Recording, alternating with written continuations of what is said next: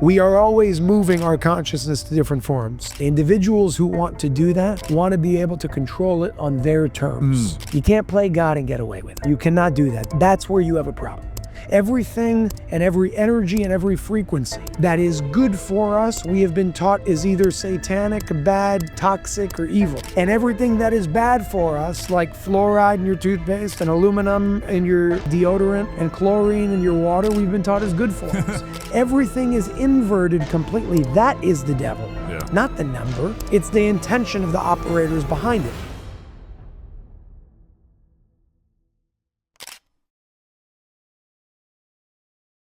All right, guys, here at Dave Asprey's conference with Jason again. I think it's his third or fourth time on the show. What are you holding there?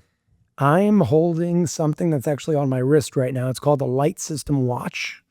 And I mean, we've done a podcast on the past about this with, the pyramid and whatnot, but today you got a smartwatch. I actually brought it with me because I wanted to give it to you as a gift. So that's yours to keep. Let's go. There's so much that it does, and I'm just excited for it because of my own experiences with it. Yeah, this thing looks cool. So how does it differ from the pyramid and the sphere and all that? So, I mean, let's dive into smartwatches for a second. Yeah. All right, I'll give you my backstory of how what turned me on to something like this in the first place. I went into like the whole, Garmin, Apple Watch, and all those things, and personally, and it could be because I'm more like electrically sensitive. Yeah. They do have higher EMF readings. And it's not that comfortable to have on your wrist all the time. I started like having these tingles in my hand over a period of time. I got a little bit sick and I literally gifted it away. I'm like, I don't want any of those smartwatches. They're not for me. Then when I tried this thing, and I actually have the code running on it right now, but when I tried this thing, I never felt that. And I didn't understand why I didn't feel that. So I took a tri-field meter and I tested it. It's near zero. Wow. So what the hell is this? How does it work? So that goes into the main difference between the smartwatch market in general and what's actually on my wrist, because it's not just a smartwatch. It's smarter than a smartwatch, what I would say. Yeah. It's the only watch in the world, the only smartwatch in the world, I should say, that both tracks and optimizes the problems that it's catching. All right. So if you have like unstable vitals, you have high blood pressure, you have heart rate variability that's like off the charts, not in a good way. Through my experience, and I'm only sharing my experience, I've seen my vitals literally within short spans of time, I'm talking a week or two, rebalance themselves and optimize themselves just by wearing this. Dang. Yeah. That's crazy. So that tracks the vitals? So what it does is it's using essentially the same code that you're talking about here, but the difference is the code that's running on this watch. So by the way, it operates as a regular smartwatch. You could use it as a regular smartwatch. You could do all your stuff. You can check all your vitals, your heart rate. I have me and my fiance on the back right now.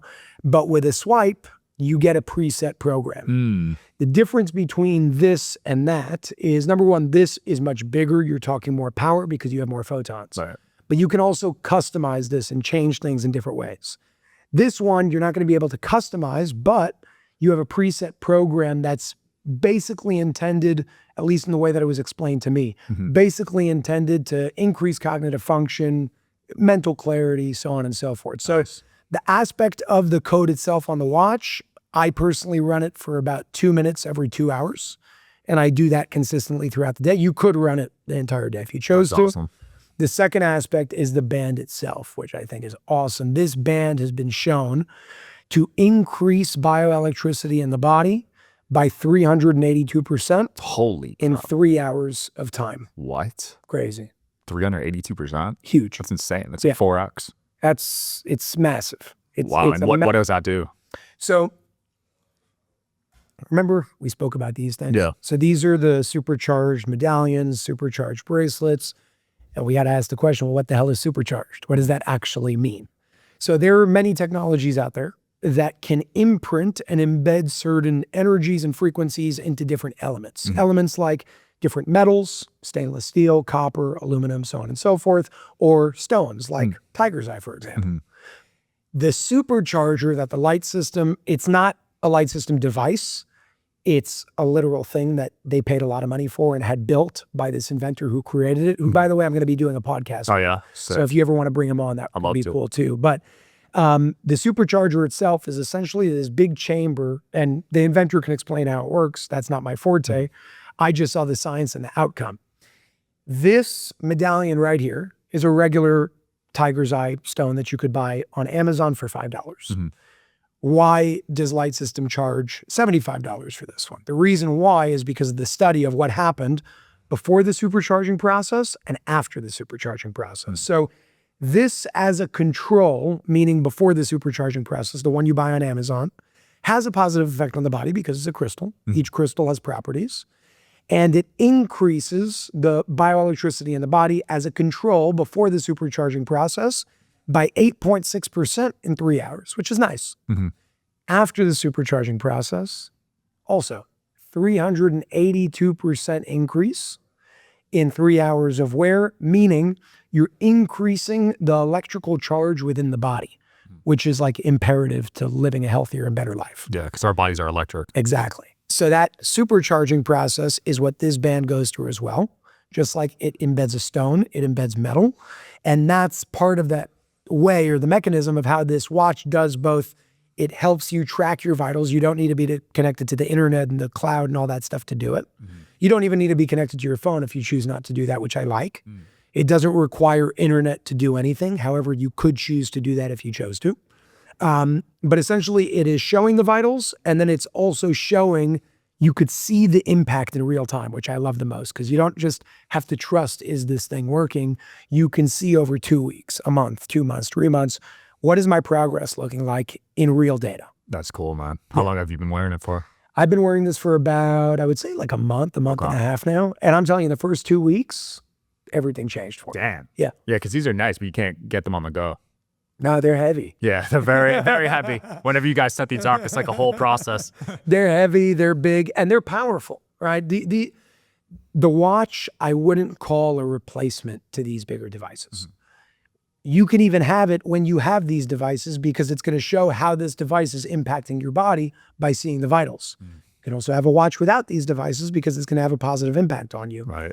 To compare this watch to the bigger devices is kind of like apples to oranges because it's a different mechanism by which it impacts the body. It's like two completely different things. It's almost like comparing a shotgun to a sniper. Yeah. It's two different guns. Two different uses, right? Yeah. Yeah. What else is new with you, man? You've been traveling a lot? Too much, man. You But love good. traveling. I love traveling. I am actually going to Iceland Whoa. in, I don't remember when, but soon. That's cool. Yeah. That's my favorite water brand, Icelandic. Yeah, it's very Water's good. so good. Their water is super clean, man. Yeah. Yeah, And they tested it. in Norway, by the way, was where I drank from a waterfall for the first time ever. Voss, by the way, means waterfall, if I'm Really? not mistaken, Oh, okay. in their language in Norway. Voss is now- from Norway? Yeah. Okay. So now I'm going to Iceland, and I have an event there with the Light System as well. Nice. There's this awesome clinic and wellness center that's opening up in Reykjavik. So I'm flying out there, can do the event, have a good time. Never been to Iceland before. And then a bunch of other spots, man. We're doing China. Nice. We're doing Tibet. That's Love it. going to be really cool. We're doing Croatia for another event. So it's mainly work related, but I love what I do. So Yeah, make a trip out of it, right? kind of Have some just fun on the way. Yeah. Yeah, traveling's a blast. Yeah. Tibet, wow. I don't know anyone that's been there. Do you know a lot about Tibet? Because it's a crazy place. Honestly, not really. So let's talk about that because it's so interesting with Tibet specifically. You know, people look at me and they say, Jason, you're naive, you're young, world peace is impossible. And my answer to them, if world war is possible, world peace is possible. It's just the polarity that we choose to tune to. What frequency are we choosing to tune to? If one is possible, the other one must be possible as well. But I always give the example of Tibet. Because before China went in years ago and invaded Tibet and destroyed their monasteries and so on and so forth, Tibet still is, but definitely was, one of the most peaceful places in the world. It was so peaceful and so positively polarized that if you've ever watched the movie 7 Years in Tibet, I think it's with Brad Pitt, if I'm not mistaken, it's based on a true story. There's a part in that movie that actually happened in real life and it shows you something about the people. The part in the movie was, I believe when the Chinese were coming in to take over, they made them dig. They were kind of using them as slaves for a period of time. Yeah. And they made them dig certain things. They wanted to build this theater, whatever it was. And the Tibetans at the time started digging and they said, we can't continue. They said, why can't you continue? I said, because there are worms in the soil. We're hurting their home. Wow. Let me ask you something. When was the last time you truly relaxed? Not scrolling, not sleeping with your phone in your hand. I mean real mental recovery. That's why I've been using BrainTap. It combines guided visualization, immersive sound, and light-based brainwave entertainment technology to help your mind shift from stress mode to a more balanced state. Research in the BrainTap literature review highlights growing evidence of brainwave entertainment and relaxation-focused outcomes. I use it to reset, refocus, or unwind after long days. Thousands of sessions are available for sleep, stress, support, focus, and mental fitness. If your brain feels overloaded, maybe it's time to train it rather than push through. Check out trybraintap.com and experience it for yourself. That's the type of people we're talking about here. That's crazy. That's the type of, it's like the phrase of like, you wouldn't hurt a fly. Yeah. They wouldn't hurt a fly. That's exactly what we're talking about. So again, if it's possible with a population of 1,000 people, 2,000 people, 10,000 people, 50,000 people, in Tibet, even more than that, then of course it's possible in the world. The only difference over here is the fact that we have chosen to basically move into this frequency of war around the world. And when we choose to do something and make it more prevalent, other people tune into that as well. And that's how consciousness either spreads in a corrupted way or a positive way. One of the purposes of the light system with the inventor who actually created it is the fact that he didn't create it for health and wellness purposes. He created it for meditation purposes. He wanted to help the individual, the end user, expand their consciousness through getting to deeper states of meditation. The result of that is a healthier body. Right. The result of that is instantaneous self-balancing in the body and so on and so forth. But that wasn't the intention. The intention was what I love so much. How do we make this world a more peaceful place? How do we look at ourselves in the mirror when we do something wrong and say, you know what? I could face that. That wasn't right. Apologize. Move on. Do the right thing. We don't have that much of that in the world anymore because of ego. And the more light you can bring into your body, the more you can breathe, the more oxygen, the more you can meditate, the more you can just be present, the less ego is going to take over in a negative way. Yeah, it's a constant battle, right? Ego, it's like a daily thing. What do you think about ego? I hear mixed things on it. Some people say it's good. Some people say it's bad. Some people, I don't know. I'm somewhere in the middle. What do you think? What are your thoughts? I personally think you don't want too much of it, you know? How would you define ego? That's a good question. It's not your subconscious. It's like, I don't know. It's something that's built up through experience and how you interpret the experience. Okay. I want to piggyback off of what you're saying because I always love these podcasts for the educational aspects too. Now I'll just give you my opinion. I don't think ego is a bad thing. I think it becomes a bad thing when you become a servant to it instead of a master of it. Ultimately, the way I would define ego is the thing that believes that you are your body, the thing that believes that birth and death is where it starts and ends. The soul knows that's not true. But the ego only understands the physical world. The soul understands the laws of energy. Energy can't be created or destroyed. But if the ego operated from that, then it wouldn't run away when a bear is chasing it. Right. Because it would say, well, bear's going to kill me. I'll just come back. It's all good. Energy can't be created or destroyed. The ego has a purpose. The purpose of the ego is to keep you alive in dangerous situations. The purpose of the ego is to motivate you in this physical realm. But when the ego is no longer aligned with the will of the soul, that's when the ego starts taking over and you become a slave. That's when the ego starts taking over and you start doing negative things because you are now operating out of the illusion that physical reality is real. Physical reality is not real. What makes something physical is vibrating atoms that we take light and literally decode that light into what we perceive as physical reality. Right. None of that is fundamentally true. Now, again, if we were too much on the only spiritual side, then time doesn't exist, death doesn't exist, nothing matters, and let's just hurrah until, Just whatever. like Alex Alda. Yeah, like nothing matters anymore. You have no motivation because none of this matters. But as a human being, it does matter. It matters to an extent, at least in the life that you're living. That's how I think the ego needs to come in the world. So I asked you that question because number one, I love hearing people's answers on that. And number two, it's what freed me. It's what said, and I can't tell you I don't have any negative parts to my ego. I'm a human being. We all have our flaws. Yeah.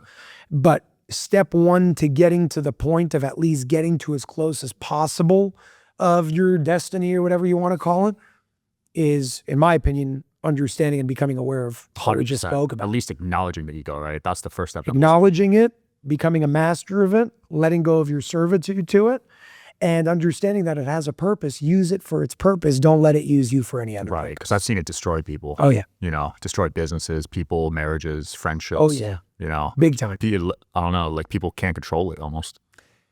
Because we believe that the world is physical. That's really what it all comes down to. I mean, so many people fear death. A lot. I used to, but yeah, a lot of people still do. So many people fear death. I would say the weird thing, if we want to call it weird, I take it as a trophy, but the weird thing with me is I always looked at death in a very interesting way. I never saw it as a negative thing. Really? No. I don't know why, but I never, as a kid, my grandfather had Alzheimer's. Yeah. When I was 9 years old, he died. When I got the news that he died, my mom sat down with me and my sister. We were little kids. She said, Saba, that's what we call him in Hebrew, Saba died. Mm-hmm. And I knew that Saba, my grandfather, was suffering since I could ever remember. In a weird way, I was happy. Relieved. I was happy for him. It was my 9-year-old self before you can get corrupted by the negative things of, oh no, death is bad. But that's when the corruption started. And people started looking at me and they're like, why were you happy for? You're a freak. So what's wrong with him? Yeah. You know, like what's wrong with this kid? And that's what really started my journey, because from that point moving forward, I still kind of radiated my weirdness, which I am very much of today. But the more I did that, the more people thought I was weird as a kid. And then I blocked it and I'm just like, let me be normal. I feel that. All right, let me just be normal. So then I started doing all the normal things. And then I went through all my injuries, which in my opinion was like God. 23 shoulder dislocations. 23 shoulder dislocations, staph infection in the leg, 8 hours away from amputation on the leg, 24 hours away from death. What? That infection almost hit my heart, then my blood. You're a goner. Yeah. I was in Thailand when it happened by myself at the age of 18. How my parents let me do that, I don't know, but they did. So it all really led me to this moment through a lot of hardships. And if I can go back, I would do them all over again, because they were the hardest. And because of that, today, the best parts of my life. Yeah. Did that near-death experience shock you, like shape you? I had a few near-death experiences. Oh yeah. I've had two now, dude. It's weird. I had one last year. Can you tell me about it? Just some wild, sharp pain. I couldn't move, couldn't talk. I was like numb, and I was texting people. I texted 2 people like, I love you. I thought it was it. Yeah. It's crazy. It was once with one of the dislocations, I was 15. And it's funny because it's like it's not like a manly sport, but I was kneeboarding. I don't even know what that is. Kneeboarding? You know, wakeboarding? On the water, right? Wakeboarding on my knees. Oh, got it. Okay. Kneeboarding. That's what kneeboarding. That's how you start off to get to wakeboarding. That's how I tried. Okay. So I go and I'm kneeboarding and I'm on this boat, well, being pulled by this boat. Mm-hmm. And we're all 15, 16 years old. You know, they were pulling me, whatever. There was this little wave that came. We were going pretty fast. I fell off the kneeboard, and thinking about it, like it brings back the situation. It's horrible. The rope got stuck around my arm. Mm-hmm.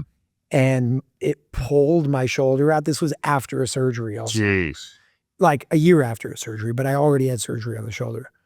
It pulled my arm out and I was getting dragged by this boat at like probably 25 miles an hour in the water, without a life jacket, because we were 15, stupid.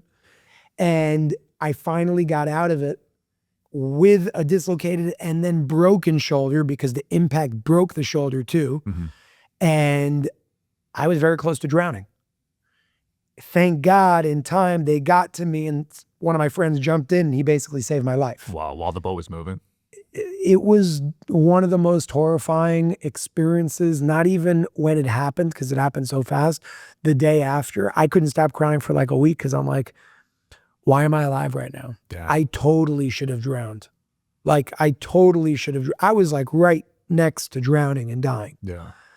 And believe it or not, even that was enough to bring me back on course. And I had more and more and more injuries and situations that came.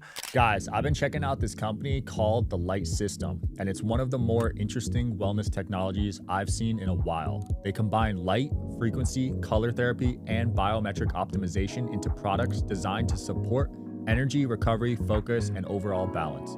What I like is they're thinking beyond basic wellness gadgets. This is more about creating an environment that helps your body perform at a higher level naturally. They've also got a new product called the Watch, which combines smartwatch tracking with their proprietary frequency technology directly on your wrist. Definitely futuristic stuff. If you want to learn more, check out the Light Systems online and see what they're building. The next near-death experience was the leg. And that was the whatever you call it, the thing that changed everything in my life. That was a rock bottom. Staph infection. Staph infection, yeah. I was on IV antibiotics for 10 days. Jeez. Never been on antibiotics in my life up until that point. So that must have hurt, like hit your body hard. Oh, horrible. I didn't even know you could IV those. Yeah. IV antibiotics, 10 days, 24/7 in the hospital, couldn't walk, lost 30% of my body weight in a span of 10 days, was there on my 19th birthday. It was like everything that's bad as a kid happened, you know? I mean, I had a blessed childhood, but in those ways, I'm talking about with injuries and whatnot. And that was the moment where I changed everything. And I started reading, I started journaling, I started learning, I started doing what the soul wanted me to do and not what the ego was telling me to do. And that's where I learned a lot of these things, not so much through teachings, although I read a bunch of books and really studied them, but more so through when you get into a state of presence, you'd be surprised how much, I was going to say wisdom, but it starts as knowledge, how much knowingness just comes to you. You'd be surprised what a powerful vehicle and vessel you are when you stop eating. Fasting. When you stop drinking, when you stop smoking, when you stop all the garbage and you just be a human being. It made so much more sense to me how they knew so much 4,000 years ago than we do today because they were cleaner. Yeah, a lot cleaner. It's very interesting because when you talk to any adult, almost all of them have had one near-death experience and you start to wonder why that's happening to everyone, right? Yep. It's almost like a message or something. The way I love explaining it, okay, I'll give you a cool example. There's something called, these are my definitions. There's something called free will and there's something called divine will. Free will is the will of the body, the ego. Divine will is the will of the soul, the higher self, if you will. Free will and divine will always operate together. But life is like a school. You know driver's ed? Yeah. You have the driver right next to you. And if you mess up while you're driving, he has the brakes and the steering wheel. Okay. So life is that same driving school, only in a little bit of a different way. You come in forgetting about divine will because divine will gives you all the answers. If you knew all the answers, what's the point of being a human being? Your point of being a human being is to learn, to play a game of trial and error, hot and cold, learn the lessons along the way, not being given all the answers, even though a piece of you already has the answers on a soul level. So you come in here with like amnesia. You come in here with free will only, and you forget about divine will. Divine will is your purpose, your destiny. The goal is to align free will and divine will. Now let's go back into the car example. You are driving as free will in the car, learning how to drive in this school called life. Yeah. And at the same time, you are also the professional driver that knows exactly where to go as divine will. The problem is there is a double-way mirror as a partition in the car. Divine will sees free will, but free will only sees itself. It doesn't know that there is a driver next to it that will save it if there's a problem. So free will drives, doesn't know what it's doing, trying to figure it out, suddenly makes a left off course of what divine will was supposed to be on. And there are trees about 100 meters away. And if free will keeps going there, it's going to hit those trees and die. So just like your driver's ed teacher does, what does divine will do? Jerks you right back onto the street. But you didn't know that there was a driver next to you because you have that double-way mirror. You can only see one way. You can't see that there is a professional driver next to you called divine will. Right. So what happens? You get jerked back onto the street, you hit your head, you start bleeding, you get a bruise, and you say, why did that happen to me? But me and you both know That didn't happen to you. That happened for you. That saved you. Mm-hmm. I say that because you said a lot of people have a near-death experience. Is it like a message? My answer to that with that analogy in mind is there is no such thing as something that happens to you. There is only such thing as something that happens for you. Mm. And when you start looking at your life in that way, when you start understanding you are not a victim, you are the driver in both seats. When you start asking the question, what is my divine will here to do? And is my free will aligned with it? An example of that could be my divine will, my purpose, my destiny is to save children that are sex trafficked, let's say, and start a movement, start an organization to stop that. So free will, or the ego, is going to be the one to say, okay, let's build the organization. Let's hire the lawyers. Let's put together the events. Let's raise the money. Mm-hmm. The soul doesn't care about that because those things don't matter, but you need those things in the physical world to bring that to fruition. That's an example of free will and divine will aligning. Mm-hmm. The more issues or hardships you have in your life, that's not a bad thing. Mm-hmm. Those are messages, like you said. They are messages telling you you are off track, come back on track. And if you listen to those messages, instead of playing victim to them, not only will you see those messages or those hardships as the greatest things that have ever happened to you because they're literally giving you direction, but you'll also grow faster than ever. Absolutely. Everything happens for a reason, right? And it's a fact. It's literally how it works. That divine will, is that the soul, or what do you call that? Divine will, I would say, is like the...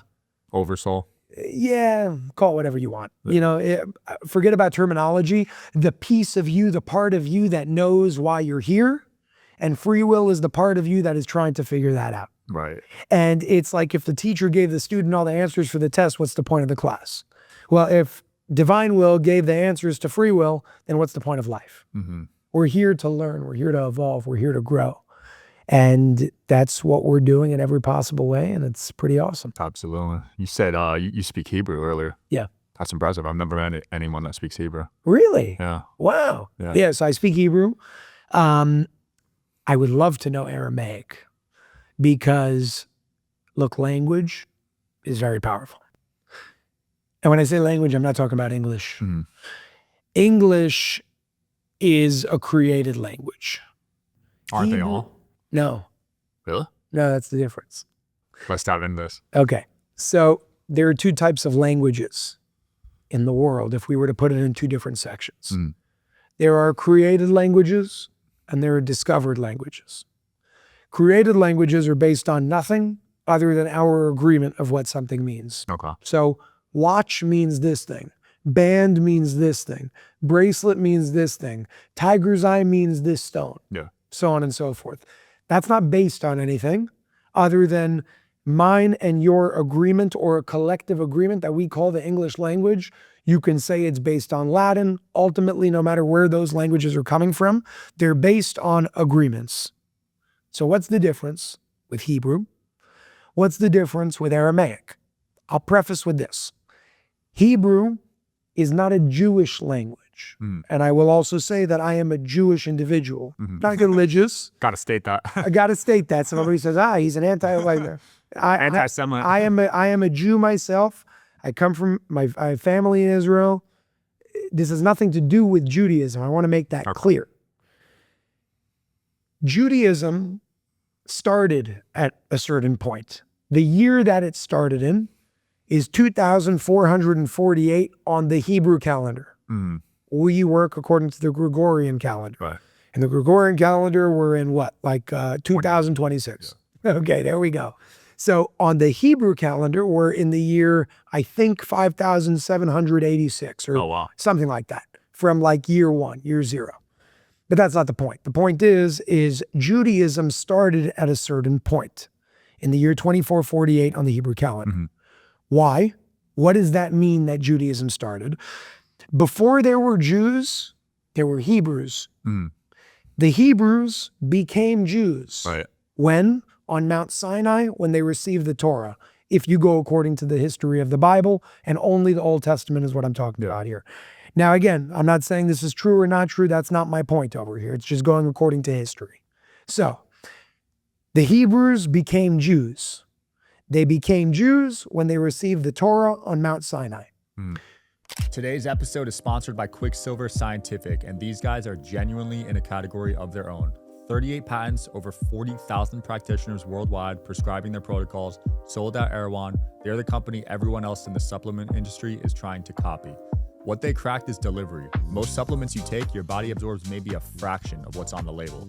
Quicksilver's nano-liposomal technology is specifically engineered so what you take actually gets into your system fast. Glutathione, NAD+, peptides, stuff that used to require big pills or injections, now in a sublingual pump that takes seconds to work.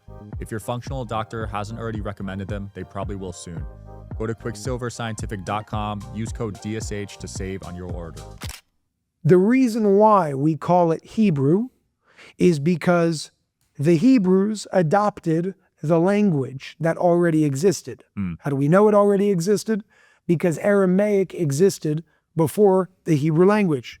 Aramaic is the same alphabet as the Hebrew language. Now here's the interesting part.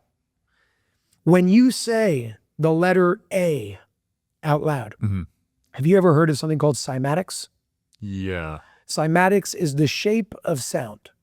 So have you ever seen on Instagram, they take a metal plate and they put sand on it and they put a vibration or frequency and it makes a shape? Yeah, I've seen that. That's cymatics. Okay. And each frequency will give you a different shape. Now I'm going to show you why English is a created language and Hebrew and Aramaic are discovered languages based on mathematics. Because when I say the letter A, which is a sound, and I shape that sound on something called a tonoscope using cymatics, it's an arbitrary shape. But did you know that when I say the sound Aleph, which is the first letter of both the Hebrew and Aramaic alphabet, and you shape that sound, it has the same geometry of an Aleph. No way. Same thing with Bet. Wow. Same thing with Gimel. Same thing with Dalet. Same thing with Hey. Same thing with Vav. Same thing with Shin, and so on and so forth, all the different letters in this alphabet. So in Hebrew and Aramaic, they have something called Gematria. Gematria is an alphanumeric code where each letter represents a number. When you're reading something like the Torah, the Old Testament, people think it's a book. It's not a book. It's a strain of frequencies. The reason why I say that is because each word in that language is a code. I'll give you a perfect example, a very unique one. Few of them. The word life in Hebrew is made of 2 letters. The name for the word life is Chai. Chai is made up of Chet and Yud. Chet is the number 8, Yud is the number 10. Together they make the number 18. In Judaism, the number 18 represents life. When you go to a wedding, you give money in denominations of 18. That's how it works. It's the number of life, Chai. Now you see in the world today something called the Schumann resonance, the heartbeat of Earth. Yeah. Well, the Schumann resonance is an interesting set of numbers. It's 7.83 hertz. You know what that equates to? What? 18. Oh, wow. You take 666, something that was made to be satanic. Yeah. I'm going to ask you a question. If you used a knife to kill somebody and I used a knife to make a salad, is the knife inherently evil? No. The people who use 666 as a satanic number, it's not because the number is satanic. It's because the people tapping into the frequency and the energy of that number are using it for negative purposes. You can use that same number, which equates to 18, for very positive purposes. I'll give you another example. The word love in Hebrew is ahava. Ahava is made of 4 letters. Aleph, Hey, Bet, Hey. When you equate those, sum those letters up, Aleph is 1, Hey is 5, Bet is 2, Hey is 5. Altogether, you get 13. 13 is the frequency and resonance of love in the Hebrew language. Well, 13 floors don't exist in this country. Yeah. We've created something called Friday the 13th, and 13 is a very unlucky number. I wonder why. Everything and every energy and every frequency that is good for us, we have been taught is either satanic, bad, toxic, or evil. Wow. And everything that is bad for us, like fluoride in your toothpaste and aluminum in your deodorant and chlorine in your water, we've been taught is good for us. Everything is inverted completely. That is the devil, not the number. It's the intention of the operators behind it. Now, in Gematria, you have a word named called Nachash, which means snake or serpent, and you have a word called Mashiach, which means Messiah. Both of them equate to the same Gematria, 358. Is it a coincidence that the same thing that, according to the Bible, the serpent, which brought us down, equates to the same numerical value of the same word that brings us salvation? The thing that brought us to the darkest lows also has the ability to bring us to the highest highs? That's what I mean when I say it's a code. Yeah. The word Esav and the word Shalom are complete opposites. One means conflict, the other means peace. They have the same gematria. They have the same numerical value. There are lessons, there are codes, there are values hidden within this language. And the reason why I say it was discovered and not created is because it's based on mathematics. We know that because the shape of the sound is the letter itself. That is the most insane thing in the world. There is no other language. There is no other alphabet that does that in history, in existence. They knew something back then. How? Maybe because they were cleaner. Maybe they were more connected. But the fact is, language is an extremely powerful thing. While I know Hebrew, not great, but I know Hebrew to an extent, I would love to know Aramaic. Because if Hebrew is powerful, Hebrew is like the son or daughter to its father, Aramaic. I need to learn that too then. And Aramaic is extremely powerful. The word abracadabra comes from Aramaic. It's avra ki dabra, which means as I speak, I create as I speak. You can literally bring things into existence through speech. And I'll go into one little side tangent because I think you'll find it interesting. Water. Its chemical structure is H2O, correct? Yep. Water exists in how many different states? Water, ice, and mist, right? So air. Yes. 3 states. 3 states. Well, there are some people that go beyond that, but we're going to keep it simple. 3 states. So you have your gas, liquid, and solid. So the gas is something you can't see. The liquid is something you can drink. And the solid is ice. If I were to show you the solid, the ice, and I were to show you the gas, if you didn't know both of them were H2O, would you think they're 2 different things? I might, yeah. But you know that they're both made of the same thing. Right. So we are in agreement that whether it is in gas form, liquid form, or solid form, it is all made up of the same exact thing, correct? Right, yeah, correct. Good. In that same way, everything is made up of energy. All matter, can I have that box for a second? Yeah. All matter exists in 3 different states. Just like water exists as a gas, a liquid, and a solid, this box exists as a thought. It exists as a word. We can talk about it. And it exists as a physical material box. Now you would think that the thought and the physical box, the thought of the box and the box itself are 2 different things. They're not. The box is a more dense version of the thought. Just like the ice is a more dense version of the gas. What is the bridge that brings the gas into the ice or the thought into the matter? In water terms, it's liquid. In the terms we're speaking about, it is your spoken word. Your word guides creation from thought into matter. Wow. There is a book called Sefer HaYetzirah, the Book of Creation. It is written in Aramaic. Nobody knows who wrote it, but it is believed that Abraham, meaning the Abraham, wrote it, but nobody knows. Sefer HaYetzirah has certain stories behind it, whether you believe it or not. I do, because I understand the language of it, of being able to use language to manipulate the world. I'm talking changing weather. Wow. So the idea in certain different cultures and backgrounds and so on and so forth of like different prayers and bringing rain and all that, Those are real. You and I have seen that firsthand. But the strongest is with the Aramaic language specifically. So language is not just this thing that we speak. It is a subset and matrix of frequencies.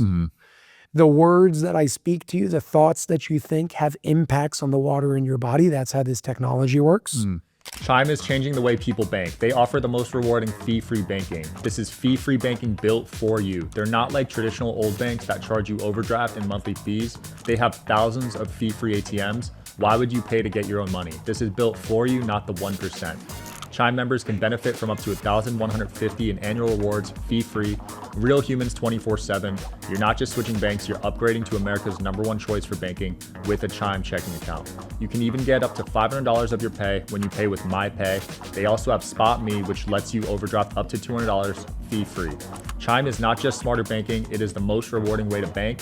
Join the millions who are already banking fee-free today. Head to chime.com/DSH. That is chime.com/DSH. It only takes a few minutes to sign up. Optional products and services may have fees or charges. Stated annual percentage yield and cashback for Chime Pay only. No minimum balance required. Checking account ranking based on a JD Power survey published October 30th, 2025. Chime is a fintech, not a bank. Banking services for MyPay and Chime Card provided by Chime's bank partners. Head to chime.com/DSH. That is chime.com/DSH. It only takes a few minutes to sign up. And by the way, what's scrolling on this is linguistics. It's based on language because that is the bridge between the intangible and the tangible realms.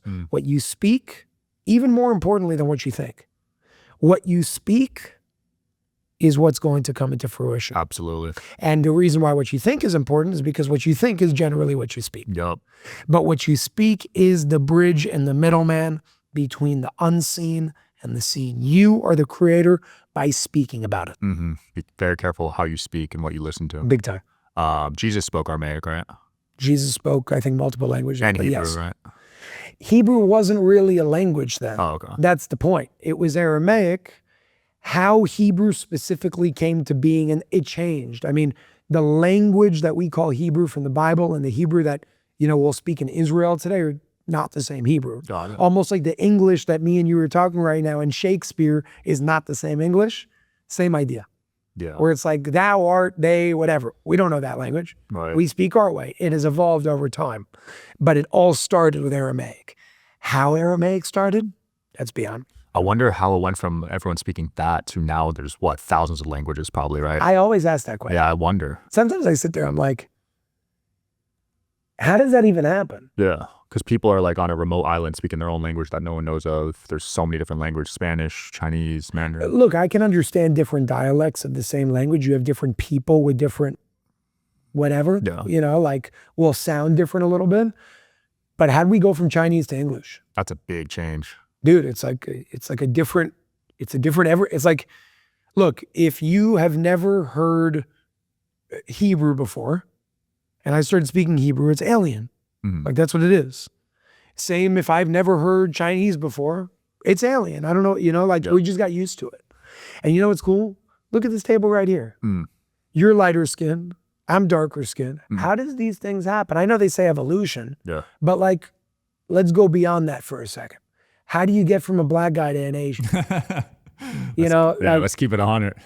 Come on. Yeah. There's something going on there. They say we all used to be black, right? That's what they say. Right. To me, it makes more sense. And by the way, the story is written on stone all around the world. It makes more sense that offsprings of different races breeded. Crossbreeding. Now, did those breeds come from different planets? I don't think it's far-fetched to say that, to be honest. Like, people hear that, they're like, oh, aliens? Like, what do you mean? How do you even think that's crazy? It's crazier to think that there isn't life outside of this planet. Right. It's crazier to think that life started on this planet. Of all infinite planets, this is where it all started. And even if this is where it all started, it's crazy to think that this is where it all is right now.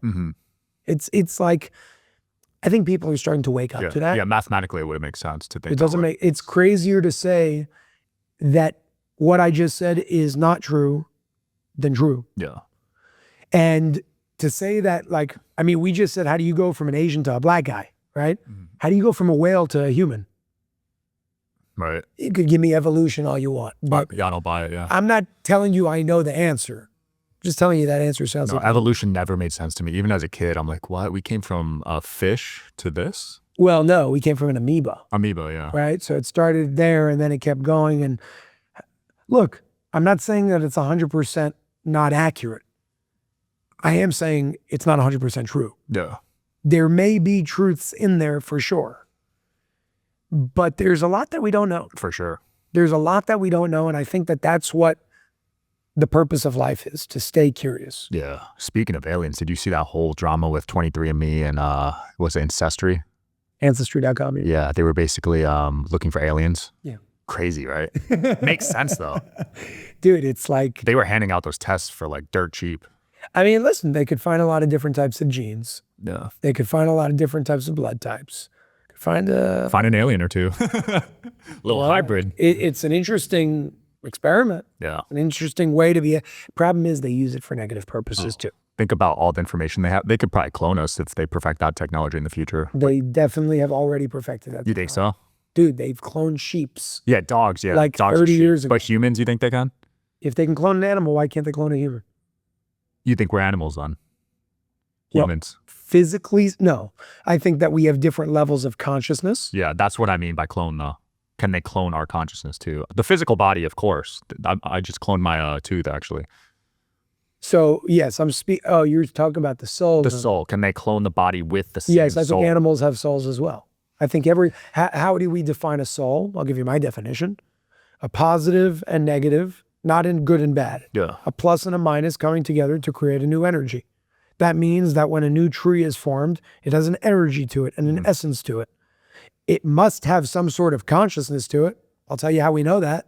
Because when the sun comes out, flowers start blooming. So there's an intelligence to it, just like when you see a girl, if you're straight, you're going to get hard. You know? Yeah, so I think plants are conscious. There's definitely a consciousness there to it. Yeah.